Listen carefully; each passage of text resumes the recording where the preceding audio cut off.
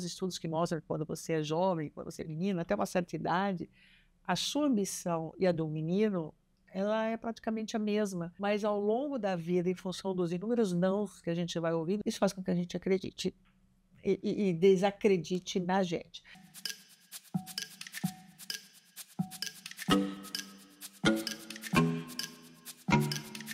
Olá, meu nome é Maria Rita Alonso, sou diretora de redação da Marie Claire e hoje eu estou aqui com a Tânia Consentino.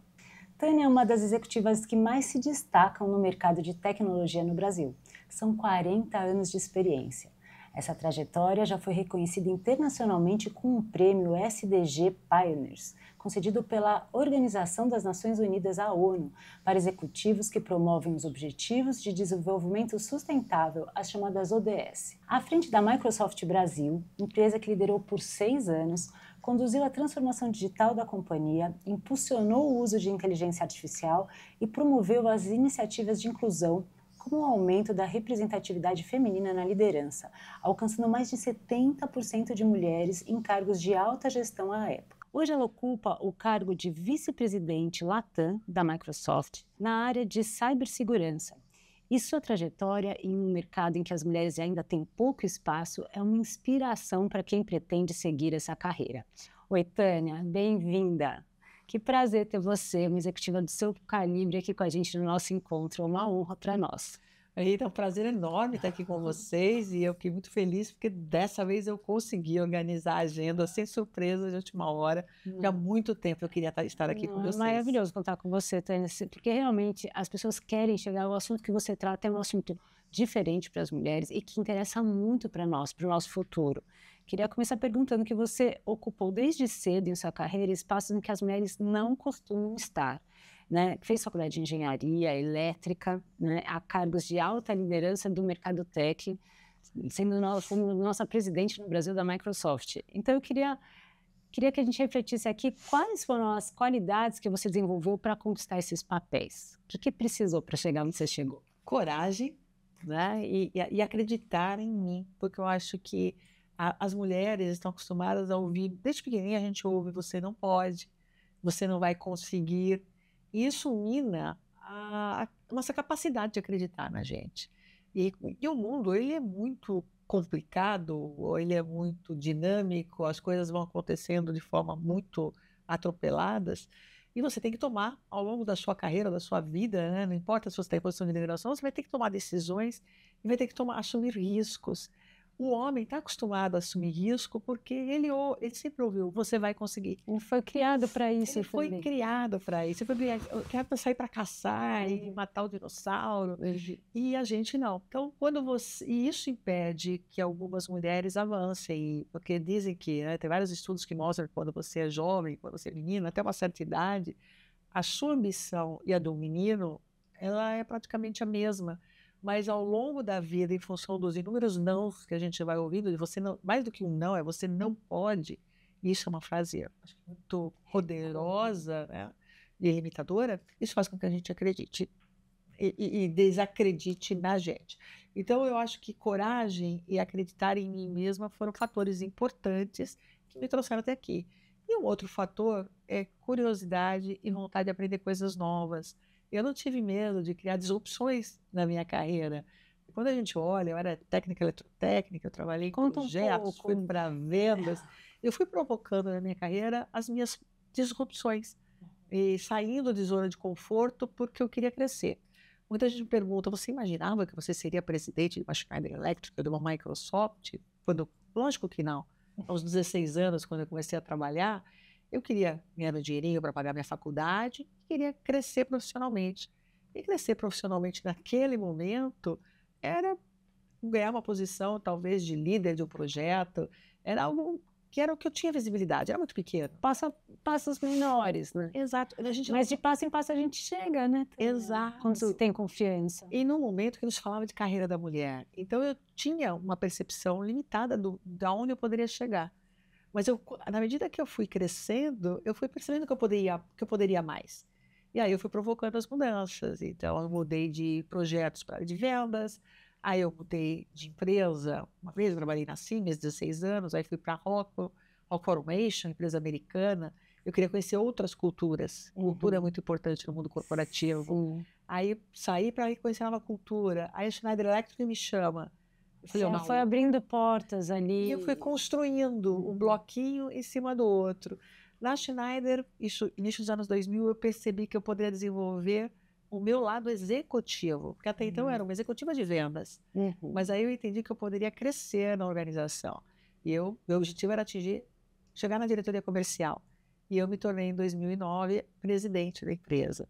A primeira mulher, mas brasileira, sendo presidente da empresa no Brasil. Serão só executivos da matriz. Que vanguarda, né, Tânia? E aí eu falei, o que mais eu posso conseguir? Aí eu assumi Latam, e depois a Microsoft me chama, e eu falei, o que eu faço agora?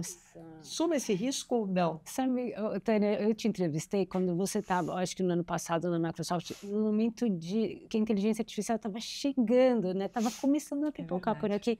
E eu lembro que eu tive uma impressão que tinha tanta coisa na sua cabeça, porque eu falei, nossa, como ela consegue? Porque é um passo muito novo que a gente está dando, e dentro de uma empresa que está liderando um movimento todo que vai transformar nosso jeito de viver.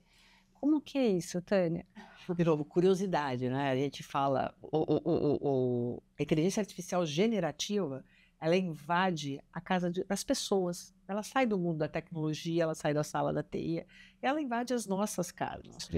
Mas isso acontece em outubro de 2022, com o lançamento do ChatGPT e o ChatGPT dentro do Bing. E de lá para cá, a gente, uns 3 anos, e a gente já criou uma revolução. Em 2023, a Microsoft começou a lançar vários produtos e lançou seus copilots, e agora a gente lança os agentes, então sempre liderando esse tema de IA. Mas eu já falava no GPT, que é o modelo de LLM, né, que é da OpenAI na época, desde 2019. Porque participando de discussões de inteligência artificial, e eu estava participando de um painel num evento do setor financeiro, eu tive que estudar, porque uma das perguntas era relacionada a isso. Então, esse lado de ser curioso e tentar conhecer as coisas um pouquinho antes me ajudou muito a navegar, né, nessa transformação que a IA está trazendo para a gente. Porque a gente tem que adotar, a gente fala que a Microsoft é o Customer Zero, né? Customer Zero. Eu sou o primeiro cliente do meu produto. Então, nós temos que adotar. Aí nós temos que aprender como funciona, ajudar o cliente a se transformar. E a se transformar não é só adquirir tecnologia, mas criar uma nova cultura de forma de trabalhar. Então, você tem que cuidar de vários aspectos, que não só os técnicos da adoção da tecnologia, mas qual a transformação de mudança, gestão de mudança que tem que ser incorporada para aquela organização maximizar aquela ferramenta. Só que a gente lança produtos novos ou funcionalidades novas todos os dias. São mais de 300 funcionalidades novas por ano. Nossa, então, se a gente não for curioso de correr atrás, a gente fica muito desatualizado muito rápido. Então, isso é uma corrida intensa de busca de conhecimento, mas é muito bom estar no olho do furacão, quando você, de uma empresa que está liderando o movimento da adoção, da transformação através da IA. E Tânia, toda a transformação mexe com a gente e também nos causa apreensão e às vezes medo. E no caso da IA, ela tem ela vai de fio a pavio, né? No sentido de que a gente fica maravilhado com as possibilidades que a gente pode ter, inclusive de ajuda na produtividade do trabalho. Ao mesmo tempo a gente fica com medo. Como que você como que se lida com isso, Tânia? Você que está aí envolvidíssima nessa questão. Outro dia, falando para um grupo de graduados em inteligência artificial, eu fui convidada com o Paraninfa, eu trouxe o tema eu falei do executivo ativista, que para mim, eu falo, eu não sou otimista, eu nunca fui pessimista, se bem que os dias de hoje, às vezes nos forçam a ser um pouco pessimista. Então, eu aparentemente sou otimista, mas eu não posso ser aquela pessoa que espera a coisa acontecer. Então, eu acredito, principalmente no papel de executivo, nós temos que liderar a mudança. Então, nós temos que ser ativistas por temas que a gente acredita que sejam importantes, tá? E a transformação, o impacto da adoção da IA, para mim, é um tema de extrema importância. Ele pode trazer muitos benefícios. Podemos falar em cura de doenças, através da aceleração de pesquisas médicas, de composição de novas moléculas, de novas propriedades químicas para fazer, de combinações químicas para a transição energética. Ontem a Rita Lobo estava falando da mudança que pode trazer na ajuda de comer melhor. Mas em tudo, saúde para todos. Isso, comer melhor impacta na sua saúde, impacta na longevidade. Mas vamos pensar no Brasil, um passo atrás, que eu conversei muito ontem com a Rita Lobo, a gente vai falar de alimentação saudável para uma pessoa que não tem o que comer. Como que você leva para ela conceitos de saúde, de nutrição, e para toda parte, por causa do Brasil. O Brasil não é Salvador, São Paulo e Rio de Janeiro. Mesmo no estado de São Paulo, no estado da Bahia, é muito desigual. Você tem muitas discrepâncias. Sim. Imagine falar da população ribeirinha do Amazonas. Sim. Então, como que você pode levar saúde e educação de qualidade para todos? A IA pode ajudar. Você pode ajudar na prevenção de doenças. A IA pode ajudar nisso. Como você pode ajudar o Brasil a ser o primeiro produtor mundial de alimentos? A gente já tem um agro tão desenvolvido. A IA pode ajudar nisso. A IA pode trazer benefícios para a indústria de manufatura brasileira, que perdeu tanto espaço por falta de produtividade. Então, você tem um lado muito bacana da IA. E qual que é o lado negativo? Qual que é o risco? E a questão do desemprego, que é o que mais assola, assim, desesperadamente todos nós, inclusive nós criativos e produtores de forma de conteúdo, né? Quando você pensa em riscos, a IA vai eliminar uma série de postos de trabalho, mas ela cria muitos outros. Então, vários estudos, há 3, 4 anos, os estudos eram horrorosos, mostravam que nós íamos ter centenas de milhões de pessoas sem emprego no mundo. Hoje não. Hoje já estudos dizem que líquido, né, entre empregos criados e empregos eliminados, o saldo é positivo. Mas como que você migra uma mão de obra desqualificada para trabalhos de alta capacitação, alta qualificação? Então, esse é o grande desafio que a gente tem hoje. E quando você pensa que a IA pode trazer desenvolvimento econômico, se você adotar, e tem vários estudos também que mostram isso, a Microsoft tem alguns, patrocinou alguns, que mostram que a adoção de IA traz aumento do PIB. Ela traz produtividade, ela traz competitividade, e, consequentemente, ela traz riqueza, crescimento econômico. Ou pode trazer. Mas vamos olhar para um outro lado. A nossa capacitação e capacitação da mão de obra. Saiu recentemente também uma pesquisa sobre o número de analfabetos funcionais no Brasil. Ainda é muito grande. 29% da população brasileira, mais 50% acima dos 60 anos. Então, como que você requalifica um grupo que tem dificuldades enormes? Então, a gente tem hoje que trabalhar de forma urgente a educação nesse Brasil. A gente precisa revolucionar a educação e a gente precisa, e aí, por isso que a Microsoft faz parcerias, a gente tem um programa super forte de capacitação em IA, e aí a gente trabalha com o governo federal, estadual, municipal, com ONGs, com academia, para levar para o maior número de pessoas possível inteligência artificial, pílulas, levar conhecimento, levar treinamentos e levar certificações para garantir que as pessoas que estão no mercado de trabalho, que são só 47 milhões hoje que estão no mundo do mercado de trabalho, que essas pessoas consigam migrar para esse novo emprego. E pessoas Você acha que vai ser gradual, Tânia? Porque eu fico pensando, se fosse gradual, a gente ainda tinha tempo de criar novas leis, de se adaptando aos poucos, de fazer essa educação dessa mão de obra de forma mais... A gente não tem tempo. A gente não tem tempo. Eu, do mundo elétrico, eu participei da revolução industrial da automatização do chão de fábrica. Isso levou 40 anos. Nós tivemos tempo de preparar aquela pessoa que perdia o seu emprego, operava uma máquina em condições de segurança muito precárias, e ela passa a exercer uma função de programador, funções mais sofisticadas dentro da indústria. Então, essa pessoa não perdeu o seu emprego, ela teve tempo de se adequar. Nós, em 2 anos, já colocamos copilots para todos os lados. Eu lembro quando você falou sobre esse conceito do Copilot, que eu acho que agora ele está se encaixando muito bem para nós. Explica um pouco, Tânia, sobre isso. Aqui é a crença, que é a crença da Microsoft, que a IA não veio para nos substituir, ela veio para nos empoderar. Então, eu não posso ter um piloto automático, eu tenho um copiloto. E aí, você fala na criação, qual o risco do impacto da criação? A IA pode criar muita coisa, mas pode também copiar muita coisa. Então, como que eu trabalho e garanto que o julgamento final, a decisão, o acompanhamento da evolução dos dados, os dados treinados, os dados sintéticos, ele seja feito de forma de boa qualidade. Então, você precisa do humano aqui dentro. E esse acho que é o lado que a gente precisa trabalhar cada vez mais, né? Então, aí tem que ter, de novo, capacitação como uma forma muito importante, mas é ter um humano no comando da IA. Nós vamos ter agentes que vão fazer uma série de tarefas que algumas pessoas dos nossos times já fazem. Então, eu preciso reaproveitar essas pessoas, não na tarefa repetitiva, mas em tarefas de maior a necessidade de capacidade intelectual, de análise crítica, de tomada de decisões. Então, essa é a migração, essa é a responsabilidade que a gente tem que ter. Mas o conceito do copiloto é aquele parceiro, né? O meu parceirinho, o meu amiguinho, que vai me ajudar a ser muito mais produtiva. Eu estava conversando com algumas colaboradoras de vocês, e elas estavam me dizendo como que elas estão usando a IA generativa, para ajudá-las na gestão da sua equipe, na gestão da sua agenda pessoal, na coordenação da vida pessoal com a vida privada, porque é muito bacana quando você insere essa tecnologia que vem para te ajudar, não para te substituir. Mas você tem que ficar no comando. E outro risco, só para concluir, é a parte da segurança cibernética. Entrar nesse ponto, que é justamente o ponto que você está atuando agora, porque desde o começo também que a gente conversou há alguns meses, anos atrás, você falou sobre essa questão e começou a estudar muito, porque tem o drama total do desemprego e a outra questão é a segurança. E agora você assumiu o posto, né, Latam, na Microsoft disso. Conta, porque eu acho que esse desafio vai ser também enorme para você nesse ponto da carreira. Esse é um desafio que só cresce e é importante. Esse não é mais um tema de TI.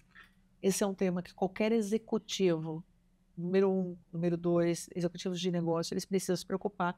E até nós, como indivíduos, dentro das nossas casas, temos que nos preocupar. Então, a gente fala, com a IA, o advento da IA, ela empodera a gente a fazer muito mais, a ser mais produtivo, ela empodera os hackers, ela empodera agentes maliciosos, ela empodera o mal. Então, a gente já viu que tecnologias são usadas para o bem e para o mal desde que o mundo é mundo.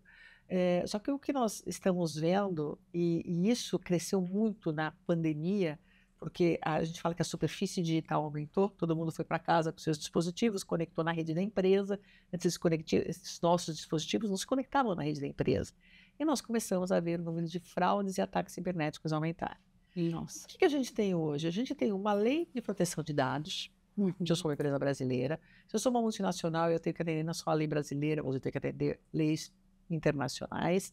Então, tem um lado regulatório que eu preciso atender. Então, primeira preocupação com a IA, se eu vou ferir alguma lei ou não. Tem o lado da segurança cibernética, que eu tenho que garantir que toda a minha infraestrutura física ela esteja bem protegida, mas que os indivíduos estejam bem protegidos e conscientes. E aí eu tenho que criar softwares que me ajudem a monitorar. E vai ser possível, Tânia? Conta, você que está aí liderando. Possível é. Porque deve ser difícil, né? O número de piratarias que podem surgir a partir de agora. As fraudes são inúmeras e cada vez mais sofisticadas. A gente fala em phishing, engenharia social ainda é a grande porta da entrada. A gente fala em vishing agora, o vizinho por causa da voz. Então, ontem também nós comentamos como você copia a voz. Então, não é só copiar conteúdo, mas eu vou copiar o conteúdo que a Maria Rita criou com a voz da Maria Rita e com a imagem da Maria Rita. Ontem a gente estava falando na mesa de música, que estava a Flora Gil, que estava a Eliane Dias, ela falou do Mano Brown, que já criaram uma música com a voz do Mano Brown, só que não é dele, enfim, pegando pedaços Então, eu falo que você não pode mais acreditar no que você vê. No passado a gente fala, tem que ver para crer. Não, você vai ver, você vai ouvir, você tem que julgar. Então, o desenvolvimento e análise crítica, o conhecimento geral de história, o conhecimento do indivíduo, para entender, não, mas aquela pessoa jamais falaria esse tipo de coisa. Vamos checar a fonte dessa informação. A checagem vai ser cada vez mais importante, então. E tratar os dados. O trabalho jornalístico também, né? O trabalho jornalístico também, porque aí... Se não tiver a checagem das informações e alguns canais de realmente confiança... A gente vai ter que criar esses vínculos de confiança. Então, desde a pandemia, eu me interessei pelo tema de segurança e entendi que não era um tema da TI, era um tema do executivo, porque você coloca toda a sua empresa em risco, não só do ponto de vista financeiro, porque você pode paralisar a operação da empresa, mas também do ponto de vista reputacional. Você vai pagar multas por infringir uma LGPD, você vai perder credibilidade porque você deixou vazar dados do seu público. Você pode ser atacado, por exemplo, em uma empresa de eletricidade, ficar sem luz, pode acontecer de tudo. Pode acontecer de tudo. E o grande alvo dos hackers são áreas que têm grande impacto. Então, a área das utilidades, que pode ser o sistema elétrico, o sistema de saneamento, você pode... E tem outras coisas muito mais sutis que nós estamos discutindo agora, porque quando você fala de IA, você tem uma base de dados real e depois você tem os algoritmos que vão trabalhando esses dados e criam o que a gente chama de dados sintéticos. Você precisa entender e cuidar do ciclo de vida desse dado. Porque imagina se um agente malicioso, ele adultera essa base de dados sintético e nós estamos tratando prevenção de doenças. Então, eu peguei uma série de exames históricos de tratamento de câncer e consigo identificar certos padrões que vão me levar a antecipar o diagnóstico de câncer para determinados grupos.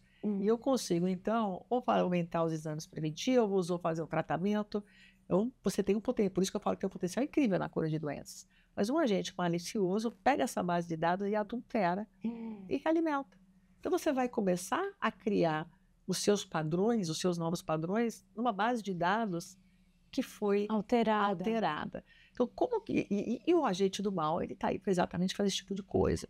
Então, você começa a criar... E aí são as novas funções que você cria. Você vai ter que trabalhar a governança de dados dentro de uma organização de uma forma que é ciclo de vida. Você não pode perder o rastreamento desse dado. Então, não é só proteger as barreiras de entrada, quem entra na sua empresa, com que dispositivo, mas é cuidar do dado do momento da onde você tem, da origem dele, e todo o trajeto que ele faz, e o algoritmo. E aí você vai perceber que o algoritmo não está trazendo a entrega que você quer, então você pode corrigir o algoritmo, ou você vai corrigir que alguém adulterou o dado. Então você cria riscos todos os dias em função de algo que é extremamente potente, para o bem e para o mal. E vocês estão próximos de fornecer ferramentas e formas da gente se precaver, Tânia? Sim, a Microsoft hoje é a maior empresa de cibersegurança do mundo. Começando como cliente zero, porque nós somos a segunda organização mais atacada do mundo. A primeira organização é o governo americano e a segunda é a Microsoft. A gente, com as nossas inúmeras plataformas, monitora 84 trilhões de sinais de ameaças todos os dias. Então, isso traz uma inteligência contra ameaças muito forte para a companhia. Isso nos permite reforçar nossos produtos para aumentar a capacidade de defesa. A gente fala que são os defensores, ou os defenders da Microsoft. E a gente vai criando produtos que ajudam os nossos clientes a construir uma jornada mais resiliente. Mas tem um lado de produtos que a gente tem que ter, tem um lado de educação, porque não adianta nada eu ter os produtos mais sofisticados se você descuida da sua senha, se você não faz o multifator de autenticação, porque não vou invadir a tua empresa, não vou invadir a Marie Claire, eu vou conseguir a sua senha e eu vou me logar. E aí sim eu começo a fazer movimentos indesejados e perigosos. Então eu tenho que treinar, a gente precisa treinar todos os colaboradores, e a gente tem falado muito na Microsoft que é importante criar uma cultura de segurança. Algo que se passou muito na indústria, e demorou, porque a gente falava na cultura de segurança no chão de fábrica, colocar os EPIs, mas o EPI me tira a produtividade. Não, mas a gente está falando de outra coisa, entre produtividade e segurança em primeiro lugar. E é a mesma coisa no mundo da TI. Mas a usabilidade ela está cada vez melhor, mesmo com todas as barreiras de segurança, mas se eu tiver que fazer uma escolha, se eu tiver que falar escolha pela segurança. Customer Experience e segurança, usabilidade, segurança. E depois você melhora a usabilidade sem deixar cair a barreira de segurança. Eu fico feliz que você está agora nesse posto, Tânia. E eu estou feliz que eu estou aprendendo muito. Porque é muito importante, é uma coisa que realmente a gente precisa se precaver muito. E estudar muito. Estudar, entender e estar preparado para enfrentar, porque é uma mudança que não tem volta. Exatamente. Aí eu queria finalizar esse videocast, queria agradecer, mas queria que você falasse um pouco da sucessão, porque é um assunto que eu acho que no mundo empresarial é super forte e importante, e como abrir mão de um cargo, passar para o outro, preparar alguém emocionalmente e mais do que isso, né, profissionalmente. Conta pra gente como foi esse processo de sucessão. Bom, eu já fiz vários processos sucessórios. Lembro quando eu fui para a França, eu fiz meu sucessor como diretor comercial, e aí você fica com aquela responsabilidade, né, que aquela pessoa, se você foi capaz de influenciar na sua sucessão, você quer todo o sucesso do mundo para aquela pessoa, né? Então, como que eu ajudo? Então, eu passei por vários processos de sucessão E essa lógica é difícil, né? É difícil largar o osso. É difícil quando você é envolvida emocionalmente. Você fala, É isso que eu penso, não, e você ficou 6 anos na presidência e agora assumiu um cargo de super importância, mas é diferente. É diferente, mas eu acho que até o amadurecimento me ajuda a fazer essa separação melhor, entender que o ciclo se encerrou e que a gente tem que dar espaço para outra pessoa, para que ela seja bem-sucedida, e você tem que construir seu novo ciclo. Eu fiquei muito feliz, porque em 6 anos, desde o dia 1, a gente começa a falar na associação, pô, mas eu acabei de chegar, mas é importante você ter opções. Uma associação, quando você só tem um candidato, não é um programa de sucessão, é quase uma roleta russa. Então, a gente buscou ter vários candidatos internos e externos, e eu fiquei muito feliz com a nomeação da Priscila Larran, porque ela foi identificada como um super talento desde que eu entrei na empresa, e eu acho que eu fiz parte dessa jornada dela. E é maravilhoso também a Microsoft no Brasil passar da mão de uma mulher para outra. Para a mulher. E a grande questão que tinha, porque a gente tinha candidatos externos também muito, muito bons, mas a questão foi, eu estou há 6 anos na posição. Eu acreditava, né, e eu falei assim, muito isso seria falhar como líder, como no desenvolvimento de pessoas, se eu tivesse que buscar alguém externo. E aí a gente conseguiu trabalhar direitinho, a Priscila passou por várias organizações nos últimos anos para ganhar, né, mais experiências, ampliar o repertório. E aí, no meio do ano passado, eu e o meu chefe começamos a discutir a transição para ela e o meu próximo passo. Então, foi um processo muito bacana, que eu fiquei feliz porque a gente conseguiu trazer alguém de dentro da empresa, que conhece a cultura da empresa, então tem esse aspecto de continuidade, mas não é para continuar exatamente da mesma forma. A gente faz a sucessão para ser diferente, para essa pessoa colocar a própria dinâmica. Um novo ciclo ali dentro da empresa. Ciclo. Então, eu preciso dar um passo para trás e permitir que essa pessoa... No seu caso, deu um passo para frente, porque cuidando também da segurança, Tânia, com certeza, desse assunto que é tão fundamental para a gente. É muito bom que você veio, muito bom você estar aqui, estou muito feliz, obrigada pelas palavras, pela entrevista, é uma honra para mim. É um prazer enorme estar aqui, sucesso para todas, e aí reforça a mensagem, cibersegurança, privacidade de dados, é uma responsabilidade de todos nós, quer seja no mundo empresarial, mas também no mundo pessoal. As nossas casas estão cada vez mais conectadas e as fraudes bancárias cada vez mais sofisticadas.